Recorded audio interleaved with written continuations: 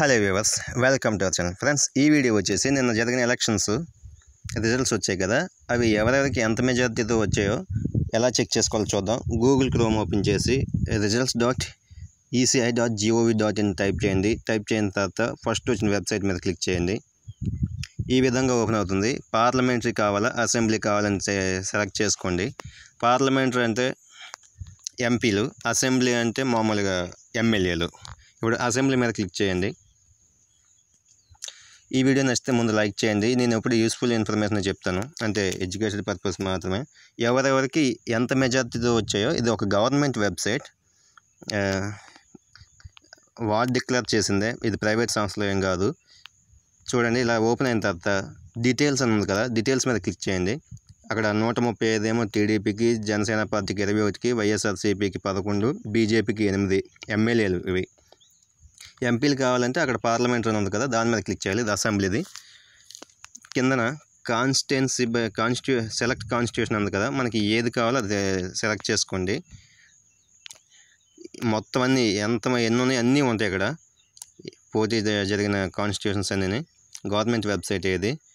ఇందులో Gajuwaka for example open చేద్దాం.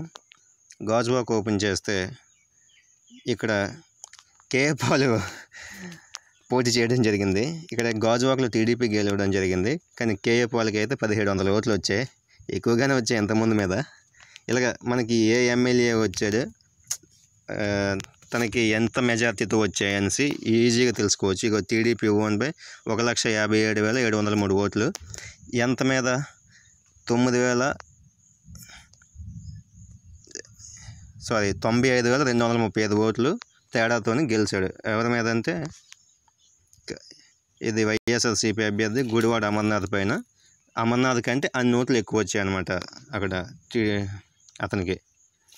ఇలాగా ప్రతి కాన్స్టిట్యూషన్ కూడా మనం చెక్ చేసుకోవచ్చు. లింక్ అనేది డిస్క్రిప్షన్లో ఇస్తాను, సెలెక్ట్ చేసుకోండి. అండ్ ఇంకా మీకు కుప్పం నుంచి చూసుకుంటే, కుప్పం 175 చంద్రబాబు నాయుడు గారు ఎన్ని ఓట్ల తేడాతో గెలిచారో చూద్దాం. ఇగోండి, నారా చంద్రబాబు నాయుడు గారు 1,21,929 ఓట్లు అతనికి పోలయ్యాయి. అపోజిషన్ అంటే సెకండ్ ప్లేస్లో ఉన్న వ్యక్తి కేఆర్జే భరత్ పైన అనమాట. భరత్ కంటే ఇతనికి ఎన్ని వచ్చాయంటే 48,006 ఓట్లు ఎక్కువ వచ్చాయి భరత్ కంటే. ఇలాగ మనం ప్రతి కాన్స్టిట్యూషన్ నుంచి కూడా సెలెక్ట్ చేసుకొని చూసుకోవచ్చు. ఈ లింక్ అనేది డిస్క్రిప్షన్లో ఇస్తాను. అండ్ ఇది ఎమ్మెల్యేలవి.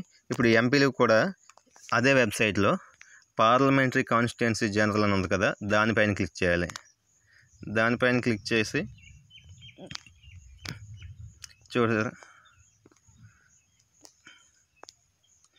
మనకి ఎన్నేసి వచ్చాయో ఏంటనేది చూపిస్తుంది. Bharatiya Janata party 240, Indian National Congress 99, Samajwadi party 37, all India Trinamool Congress party 29. ఇవన్నీ ఇలా చూపిస్తుంది.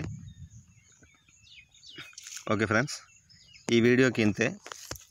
మనకి ఎన్ని వచ్చాయి and select by state wise కూడా సెలెక్ట్ చేసుకొని ఇక్కడ చూసుకోవచ్చు.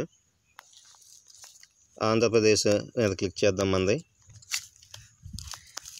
చూసారా, ఆంధ్రప్రదేశ్ మీద క్లిక్ చేస్తే టీడీపీ 16 ఎంపీలు వచ్చాయి, వైఎస్ఆర్సీపీకి 4 వచ్చాయి, బీజేపీకి 3 వచ్చాయి, జనసేనకి 2 వచ్చాయి.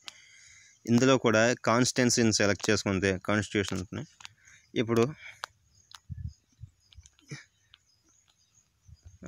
మనకి ఏదైనా ఒక కాన్స్టిట్యూషన్ చెప్తే అనకాపల్లి కాన్స్టిట్యూషన్ తీసుకుందాం. అనకాపల్లికి సీఎం రమేష్ గారు ఎంపీగా పోటీ చేయడం జరిగింది అండ్ బూడిముత్యాల నాయుడు గారు పోటీ చేయడం జరిగింది. బూడిముత్యాల నాయుడు గారి మీద సీఎం రమేష్కి 2,96,530 ఓట్లు హై మెజారిటీ వచ్చింది. ఇక్కడ చూసారా, సీఎం రమేష్ బీజేపీ తరఫున అండ్ బూడిముత్యాల నాయుడు వైసీపీ తరఫున. తన మీద 2,96,530 ఓట్లు అత్యధికంగా ఉన్నాయి.